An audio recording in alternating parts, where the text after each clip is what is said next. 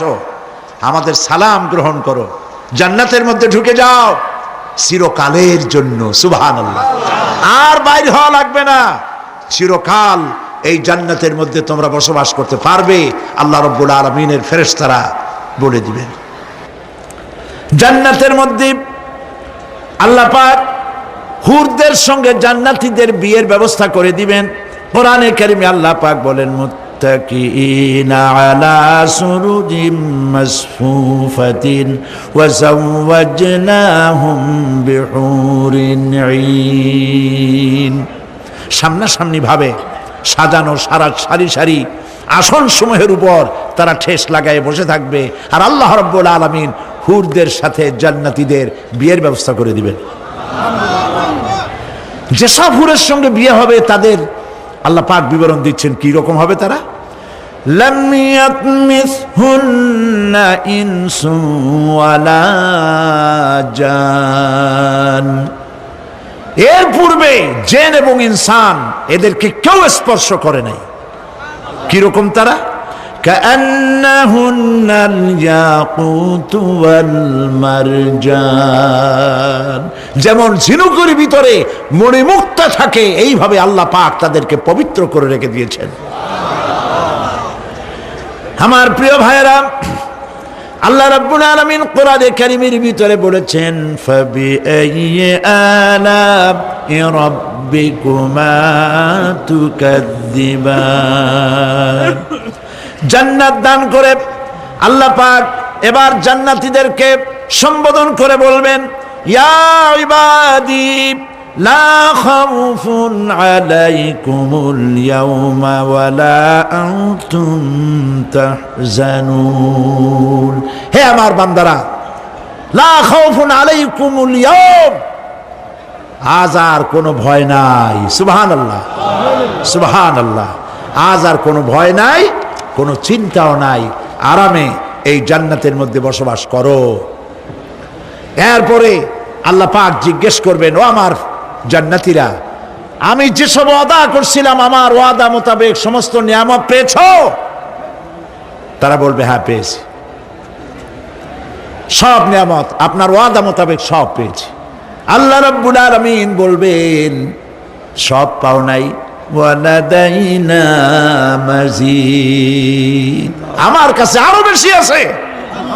সুবহানাল্লাহ, আমার কাছে আরো বেশি আছে। জান্নাতীরা বুঝবে না সে আরো বেশিটা কি, এর থেকে আর বেশি কি। প্রিয় ভাই সব, নবী করিম সাল্লাল্লাহু আলাইহি সাল্লাম বলেছেন, জান্নাতের সুখ আর শান্তি কোন চোখ নাই যা দেখেছে, যা কোন অন্তঃকরণ নাই যা কল্পনা করতে পেরেছে। এই জান্নাত মুত্তাকিদের জন্য আল্লাহ রাখছেন। সুবহানাল্লাহ। জান্নাতীরা ভাবতেও পারবে না সেই নিয়ামতগুলি কি। প্রিয় ভাই সব, সেই মুহূর্তে আল্লাহর নবী মুহাম্মদুর রাসূলুল্লাহ সাল্লাল্লাহু আলাইহি ওয়াসাল্লাম বলবেন, রব্বুল আলামিন, আমার উম্মতেরা জান্নাতীরা বুঝতে পারে নাই আপনার কাছে কি নিয়ামত আরো বেশি আছে। আমার এই উম্মতেরা জান্নাতীরা আপনার ওয়াদা মোতাবেক সব পেয়েছে, কিন্তু একটি জিনিস এখনো তাদের কিসমতে হয় নাই। সে জিনিসটা হলো, যারা তার রবকে না দেখে শুধু কোরআন আর হাদিসের কথা শুনে আরবের ঘুম হারাম করে তাহাজ্জুদের নামাজ আদায় করেছিল, চোখের পানি ফেলেছিল, যারা জান্নাত দেখে নাই, জাহান্নাম দেখে নাই, আপনাকে ভয় করে যারা জীবন পরিচালনা করেছিল, যারা আপনাকে দেখে নাই, না দেখে শুধু কোরআন হাদিস বিশ্বাস করে যারা অকাতরে নিজেদের জীবন বিলায় দিয়েছিল, এই জান্নাতীরা এখন পর্যন্ত তার রবকে দেখতে পারে নাই। আল্লাহ রাব্বুল আলামিন তার সামনে থেকে ৭০,০০০ পর্দা সরে যাবে। আল্লাহ পাক বান্দাদের আরজি পুরা করার জন্য জান্নাতীদের সামনে তিনি জালোয়া ফরজ হবে। কোরআন শরীফের ভিতরে আল্লাহ পাক বলেন, জান্নাতীরা তারা আল্লাহর দিকে, জান্নাতীরা তার রবের দিকে তাকিয়ে থাকবে, আর রব তার বান্দাদের দিকে তাকায়া থাকবে।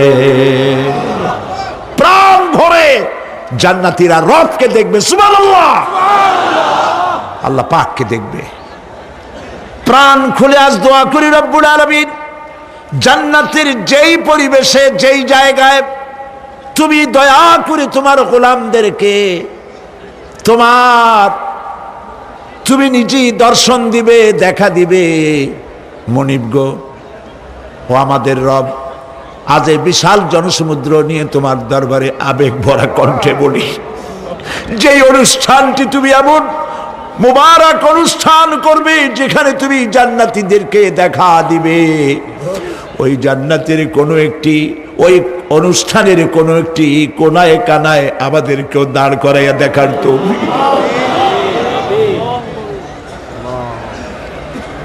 প্রিয় ভাই সব, আল্লাহ রাব্বুল আলামিন মানুষের সামনে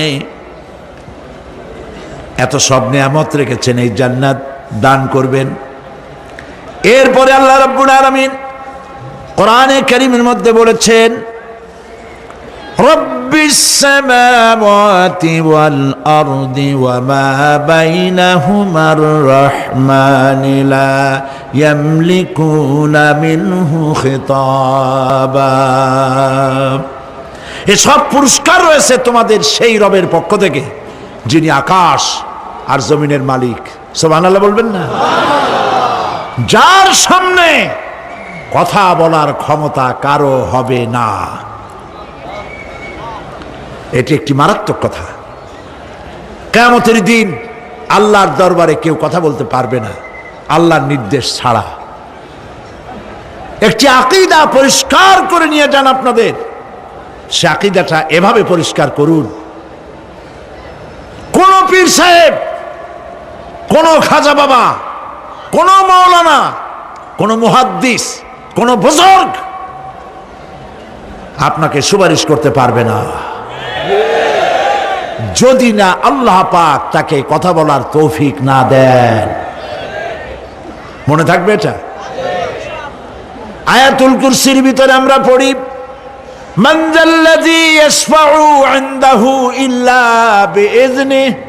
আল্লাহ পাক বলেছেন কিয়ামতের দিন আল্লাহর দরবারে কার সাহস আছে কথা বলতে পারে? মান যাল্লাযী ইয়াশফাউ ইনদাহু ইল্লা বিইযনিহি।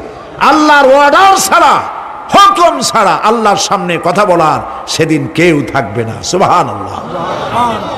কেউ কথা বলতে পারবে না। সুপারিশ করতে হবে আল্লাহ যারে বলেন তুমি করো, অমুকের জন্য করো, সেই ব্যক্তি শুধু তার জন্যই করতে পারবে, আর কেউ কথা বলতে পারবে না। সেই কঠিন হাসরের ময়দান, যেদিন শুধুমাত্র আল্লাহ পাক কথা বলবেন, আর যারে বলতে বলবেন সেই কেবলমাত্র বলতে পারবে। সুপারিশ এটি আল্লাহ পাক কিয়ামতে পারমিশন দিলে বলা যাবে। হযরত ইব্রাহিম আলাইহিস সালাম কিয়ামতের দিন তার নিজের পিতা সম্পর্কে সুপারিশ করবেন, রব্বুল আলামিন আমার আব্বার জন্য সুপারিশ করতেছি, মেহেরবানি করে জাহান্নাম থেকে তারে আপনি রক্ষা করুন। আল্লাহ রব্বুল আলামিন বলবেন, ইব্রাহিম তোমার সুপারিশ মঞ্জুর হবে না। প্রিয় ভাই সব, একটু মাথা খাটান, চিন্তা করেন। উলুল আযম পয়গম্বর, জাতির পিতা। কে জাতির পিতা? চিল্লায় বলুন, কলিজা সাফ করে ফেলুন। মুসলমানদের জাতির পিতা হাফিজ হাবি কেউ হতে পারে না।